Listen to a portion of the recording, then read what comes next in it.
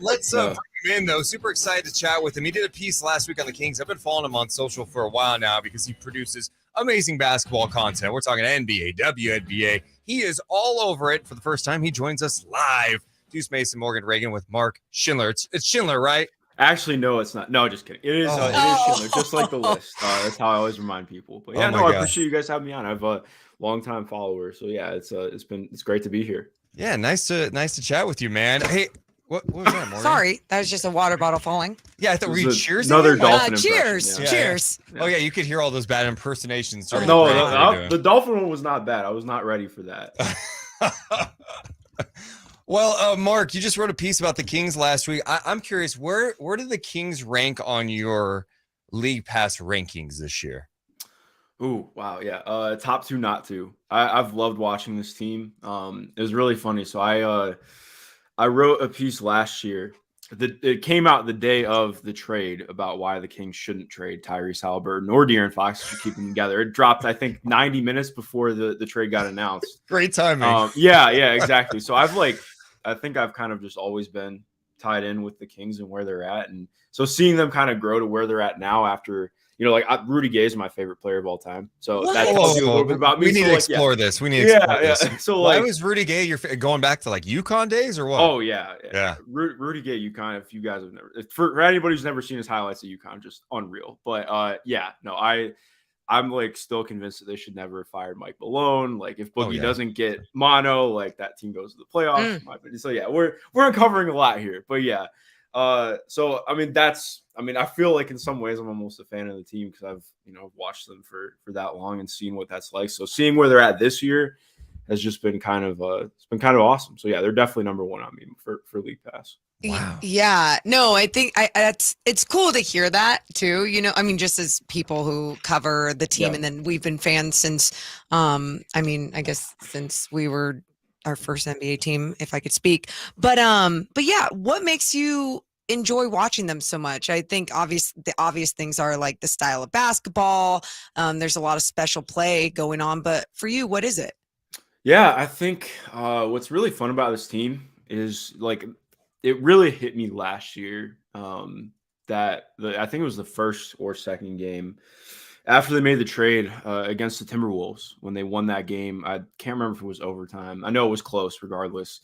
But that was like when it really clicked. You could see everything with Fox and Sabonis and the way that they played because obviously like they played with motion and pace like right off rip, and then they went away from it after the All-Star break. But when they did that, I was like, I see it. Like I really see the vision. I understand what they're trying to do. You could see automatically it's like, okay, well, if they just get like one or two shooters, they really upgrade a little bit talent-wise on the depth. Like you can really see it popping, and they just fully leaned into that this year. I think my biggest concern, in the offseason, like I really liked Mike Brown. I thought it was a good hire, but I was just like, are they going to lean into what makes them good? Are they seeing this the same way I am? Like, I really hope so. Cause like that few games where they did that was like perfect. And we're here now this year. So I think for me, it's less about talent. Like obviously the team's very talented. But it comes down mostly to, I think that they are legitimately getting the most out of what they can do. It's so much less about like, are they a contender? Are they this, or are they that? And it's more like, this is, I think, the most you could do with this roster, and they're playing perfectly for what they can do. And I just really appreciate that. Yeah, I think the Mike Brown story, I know he's getting a lot of love for Coach of the Year, but when you really take a step back and kind of look at his journey, it's pretty wild, right? Like he's a young coach coaching LeBron, right? Then he goes and takes over that Laker squad that, had all that talent, didn't work out, goes back to Cleveland for another stint. They change the front office. It gets blown out after a year. And it's kind of like, wait, is he going to be done? Takes him some time, lands on Steve Kerr's staff. And it's weird because, he had a label as kind of this defensive minded guy, super strict, very rigid at times. It feels like that journey has shaped him in such a positive way where he got that responsibility and those jobs at such a young age. And here he is still relatively young, and he is better than he's ever been. We always talk about players evolving. I don't know. I think it's really cool to see how he's evolved over the years. Yeah, no, most definitely. It's funny too, because I grew up in Cleveland. I still live there right now. So I was like 10 when that team goes to the finals with LeBron. during Mike Brown's tenure, and exactly like you mentioned, I think there were so many. I wasn't as tapped in then, obviously, but like the criticisms there were tons of criticisms about what he did, and a lot of like, well, what can you do with a team without LeBron? I think obviously you're seeing that now, like you mentioned. I think seeing somebody who, like, obviously saying failed is the wrong way to put it. Like, yeah, he failed in his job, but I think he was at a really high level so early on, and taking the time that he did to be part of the Warriors and really just figure out what was what and rethink things, I think is really interesting. Like anytime I talk to an NBA assistant or anybody who's, jostled between positions, and they talk about the ability to kind of take a step back and figure some things out and rethink how they want to do things, see it in a different lens. And I think you really see that play out with Mike this year. You talked about how it's been special to watch the way that they play together as a team, and they're accomplishing some great things as a team. And I think one of my favorite parts about that is that they don't have a big three. They didn't have the big names come in this season to find dominance. They found a way to play basketball in this pure form. Do you think that this is going to be the next era of NBA basketball where we kind of go back to showing, hey, you can win with a good basketball team with everyone buying in? You don't just need those star names. I don't know if I think it's going necessarily that direction. I think it's always going to have talent's going to be number one. It's going to be key. But I do think, like you're talking about, with the way that the play-in has evolved and changed things, I think we've seen more teams be willing to just be good. And I'm not like that's underselling the Kings. They're very good, like one of the best teams in the league this year. But I think in terms of that, like you're going to see, I think we already have seen more teams just be willing to bet on, let's have some continuity. Let's just try and be good. Let's figure out what we have with this group, move forward from it, and we can go from there. I think so often things get chalked up to just, oh, well, is this a title team? Is this not a title team? And I think you have to really build off of, for me, what I look at with the Kings, I always get, you got to try and keep everything from the past in perspective. Think about the future for sure. But I think so much is about the present for me and where they're at. Like this year to me is a lot of, it's not necessarily like you can rectify 13 years in one season, but like, I just get frustrated when it automatically turns to like, well, what are they going to do in the playoffs? What does it matter? I'm like, the fact that they're getting here matters a ton in general. Like even when they had the one really good year under Dave Yeager, it didn't work out that way. Just the way that things fell out the rest of the season. But like you look at this, obviously it's not to be like defeatist and just say they're going to lose, because I don't think that. But it's more just, okay, how are they building from this next? What is this year? What happens in the playoffs? And then where do they go from there? Like I don't think it just has to be a straight line. Like there's it's non-linear the way that teams build. And I think just being good and being competitive and finding real foundation for a team that hasn't had that for a while is really important. Yeah, they've exceeded all expectations. I mean, Vegas at the low end during last offseason, I think had them like 33.5 wins, right? Yep. And I think most people viewed them, even in Sacramento, I was like, oh, I could see them being a play-in team. Maybe at peak, they get to like 6. For them to be in this position now at number 3, and it looks like they could probably stay in the top 3, it's a huge accomplishment. And I don't know, it's tough to know what it's going to look like in the playoffs. I think Sacramento has shown that their offense can score on really good defenses too, but we all know it changes in the playoffs. And I think for some of these guys, like they just need those reps, right? We talk about playoff experience. I would say this. I made this point yesterday. I do think the fact that their coaching staff has legit playoff experience is beneficial. Like Mike Brown, as you know, has made deep runs. He's been on finals teams. He knows what it takes and the adjustments necessary during the playoffs, which I think could almost help this team that has a lot of guys who maybe don't have that playoff experience. Yeah, no, I think there's a lot of credence to that. Like just, again, like having been there before, having the ability to prep guys for things is really important. Like, I mean, Kevin Huerter was part of an Eastern Conference Finals run. Domantas Sabonis played on multiple playoff teams in Indiana. Like, again, like you can dispute how far they did or didn't go, but like it still matters. Like that's something there. It's not like this team's just coming from ground zero with experience. So where are you at with this Kings defense? Obviously, they're 26 overall, but they show some signs late in games. And I mean, I think that's been the biggest doubt that so many people that analyze the Kings from the outside is, what can this defense do in a postseason? Where are you at with it? Yeah, I think it's something I try to I'm still trying to kind of work out where I'm at with that in my mind. I think just by virtue of being a pretty small team, Even on, across positions, they're pretty small. So I think that they do inherently have that kind of damage against them. But I think it's hard to, like, a lot of times people just look at the defensive rating like, oh, well, this defense sucks. I'm like, yeah, the defensive rating's not good, but it's more like, and part of what I tried to write about too, I think so much of their defense is about trying to get them going offensively and just minimizing mistakes, or less about minimizing mistakes, more like just minimize opportunities for the defense and get out. I mean, for opposition, and get out and run again. Like it's all about, like, all right, get the rebound and go. Like that's their entire base is trying to play offense.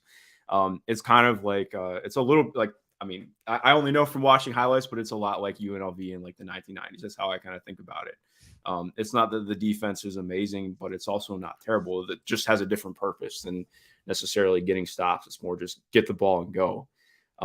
So I definitely have concerns about it. Like, I don't think that you have like there's nobody that you can point to on the team that I think I necessarily trust to like go get that guy and shut him down.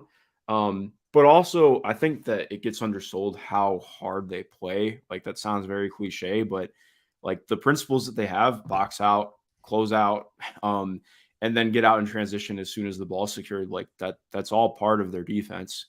And they do it really well. It's just they do have a lot of limitations for sure. Yeah, and I think too, to your point, you look at that fourth quarter defensive rating, it's kind of hovered just around 10. I think right now it's 13th in defensive rating. So I don't know. I don't feel like it's going to be a major issue early on in the postseason for them. But I don't know. I don't, like you said, I don't care. I'm just glad they're in this position. Like I'm just glad they're getting these reps. I'm so happy for someone like De'Aaron Fox, who I've been a huge fan of over the years, and to see him blossom into what he has turned into, his game has never been better. And yeah, we're talking about the efficiency, but I'm just talking about his feel for it, his confidence, the mid-range game. I'm watching last night. I know it was a disappointing loss for the Kings, but he's hitting step back threes now. He is in complete control of his game. What has jumped out to you about De'Aaron's game here in his sixth season? Yeah, I think like you mentioned, everything has just kind of clicked for him. I think part of what would, like, I've always really loved De'Aaron. I hate saying that it feels like somebody's been slept on, but I think a lot of, and not, I don't mean to say the name, but in talking about the Halliburton trade, like I think it so often gets lost. Like it's always like, oh, looking at what Tyrese has done this year, it's like, oh, well, they could have had both of them. Like it just doesn't work like that. I don't think either guy pops the way that they do if they're together. Like, to be fair, like they did not look good together most of last year, in my opinion. I thought it was very my turn, your turn. It never really felt like they clicked. And granted, like you could have said, like I wrote about last year, like, okay, well, maybe you can see them together again. But point being, like, doing this for De'Aaron, bringing in Sabonis, who very clearly has helped him elevate his game, and I think they've elevated each other's games. Everything's just easier for him. Like the game makes more sense for what he wants to do now. They have the roster that can get out and run, which is what he does. Like he's probably the fastest guy in the league end to end. Everything now too, like you mentioned, I think the composure is so impressive this year. Like everything about their clutch offense is about De'Aaron and what he can do getting into the mid range and just create such a matchup problem for people. Like, okay, what do you try and sell it and stop when this guy's going to shoot 55% on a pull-up 10-footer? Like that's extremely hard to defend. He can get to the rim with 2 steps and go. And so I think watching him really have everything fall into place for him has been a blast this year, because he, like, even like you mentioned with the step back threes, he's cut out a lot of the bad threes that he took last year. Like I think that was so much of the issue with his efficiency, was just like he was taking a lot of off the dribble threes, and he's not good at those. Like, but in the fourth quarter, it feels like everything's a good shot now for him. So, he's been uncorking some of them. But yeah, I think it's just, you see everything really fall in place for him. Like you said, Deuce, his feel, like his shot selection, like you're saying. And, I think that one of the most surprising things about all of this, though, with De'Aaron and even being clutch in the fourth quarter, is teams have their tape on him. Teams know what his game is. Why do you think it is that teams are still having not only a tough time stopping him late in games, but even slowing down this high-powered offense? Yeah, I think what's really fun about watching this, and like I went back to go, rewatch some of their clutch minutes just so I could, because I thought about that. I was like, why can't they be stopped in the clutch? Because like I think so much of it gets pointed to just like, oh, well, it's just De'Aaron. And to his credit, like he's doing a lot of the heavy lifting, but also they don't really just go away from their stuff. Like, I think there's been a lot of comparisons made to last year's Bulls team. And to be fair, like DeMar DeRozan was awesome last year. I don't mean to take away from that, but it was so much of DeMar, like everything he did was like against the grain. And I think this year for the Kings, everything is, kind of, again, like I wrote about, it's like everything is going towards the grain for them. Like they're not fighting themselves. They're doing what they have to do to win. And like they run their sets better. They turn the ball over less. It obviously, like, it becomes a little bit more isolation, but I think you get lost in the numbers. And again, in rewatching, a lot of it's just they run their sets immaculately to get De'Aaron to his best spots while also keeping the defense occupied so they can't just load up on him. Like having Kevin Huerter, even to his credit, like Trey Lyles has been awesome this year. Yeah, that's been one of my favorite stories. Oh, so are you a Trey Bay too? Because more Trey Bays. I've always kind of had a penchant for Trey Lyles. Like I wrote about him last year with the Pistons because he was really fun to watch in Detroit, and now like I know he really put emphasis on losing weight in the offseason, and that's paid dividends for him this year. And time out. I just pause for a second. Yeah. Mark Schindler, this is when you know someone loves basketball. You can just He tell. was writing about Trey Lyles. Yes. When he was with the Pistons. Yes. That Pistons team. This is why you guys should follow him. MG_Schindler on Twitter. Patreon.com/MSchindler2. Go on. I just want to emphasize that. No, because like you work really hard and this whole content game is a grind and you're putting out awesome work covering the NBA and WNBA. And it just shows you it's like, Mark appreciates the little things like a Trey Lyles in Detroit. 100%. And even we're throwing things at you in the way that you are going, diving deep into things. It's like, oh, you're a hooper. You've got that type of brain. So no, please proceed. Yeah, I appreciate it. Actually, bad hooper now. I have a torn labrum in my shoe. I can handle and I can pass and play defense. That's better right now. But with this team though, I think just to get back to the playoff point, I think the biggest swing factor for me is going to be Malik Monk. Just looking at their wins this year, like so much of it is tied into whether or not Malik has a good game. Like I think the bench really functions well, but if Malik is not out there creating shots and able to initiate offense the way that he's been capable of this year, I think that's a really big determinant in how well the Kings play. Because again, like I think part of what's fun to watch about them is that they have a lot of continuity. Like a lot of what they do is, okay, even if De'Aaron's not out there, we're going to run a lot of the same stuff through Malik. Obviously, it's a little bit different. I think Malik does a little bit more with getting to the rim instead of going to that 8-foot area. But if the shot isn't there for him, it can really. I think that's where you see most of the drop off offensively if they struggle. But Malik has been really good this year. Like obviously, very up and down, but it's been arguably the best season of his career. So I think I have some optimism in that.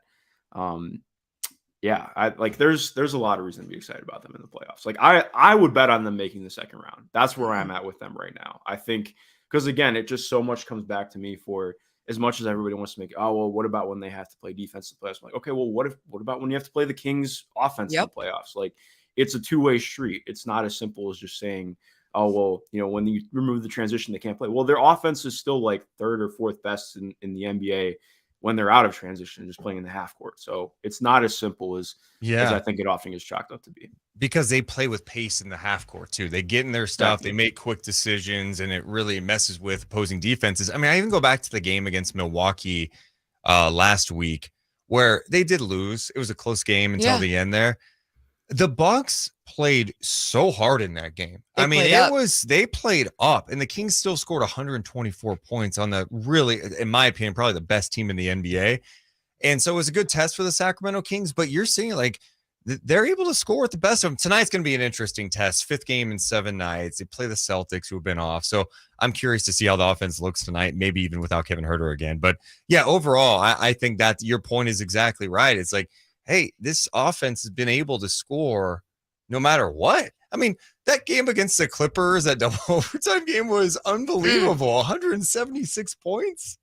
That was crazy. That's one of the most wild games I've watched this year. But like going back to that Bucks game too, what I liked about that, like obviously I think the difficulty is it's hard to not get lost in the fact that Giannis was just unreal. Like that was one of the most special performances we've seen a player have this year in the league. But also like exactly like you're mentioning, I think you saw a lot in that game to be excited about from the perspective of them making adjustments from the first game that they played in the season. Like They got absolutely housed by Milwaukee that first matchup this year. And I think they showed a lot of stuff where like Milwaukee was still trying a lot of the same things. Like, all right, we're going to go under every screen. We're really going to try and condense things.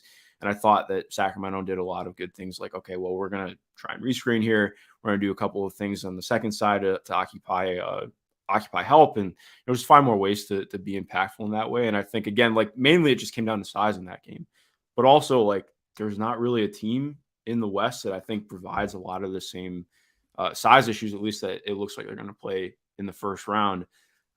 So I'm really bullish on this team's ability to adapt and continue to play their game. Yeah, the adjustments that are made, everything. I do want to ask one more, Deuce. Fox and Sabonis, are they both making all NBA teams? Man, it's going to be hard now to not have them both make all NBA teams, I think. Hell yeah. Just by virtue of the way, like, and I don't mean this to sound demeaning, but I think by virtue of the way in which games played is going to work out and how that's being implemented, I think Fox is going to have a good chance to make third team. For me, Sabonis would be my third team center forward, whatever spot you want to have him at right now. But just to go back to on that aspect with Fox, because I think so much of it gets brought up to like, oh, well, they're just a really good team. I don't know if I think Fox is actually a top 15 guy. And I think part of what is so exciting to me about the playoffs is like, I try and look at it as I don't know the answers. I'm just writing things that I think are interesting and that I want to know more about. And part of what I really want to see with this Kings team is, okay, if De'Aaron Fox has an awesome playoff series, maybe we're talking about him as a top 15 guy. Maybe that's where we finally raise him up to and get that feeling with. Because I do think like it's not as concrete as just saying, well, this guy's, the ninth best player in the league. I think it's a fluctuating scale. And if you have a guy who plays really well, who has done this all year the way that he has, elevated his defense the way that he has, become more efficient, and he does that for 2 rounds in the playoffs, and I think it's a much more it's a different conversation than I think people are having right now. Well, Mark, can't thank you enough for the time today, man. Hopefully we can catch up with you again soon, and keep up the great work, man. We're really enjoying all the hoop stuff you do, man. You do your homework. It's great stuff. And thank you so much, Thank you. Yeah. Thank you guys for having me. It's one and only Mark Schindler. Check his Patreon out, patreon.com/mschindler. You can also follow him on Twitter. That's twitter.com/mg_Schindler. Great stuff. Yeah. Great stuff.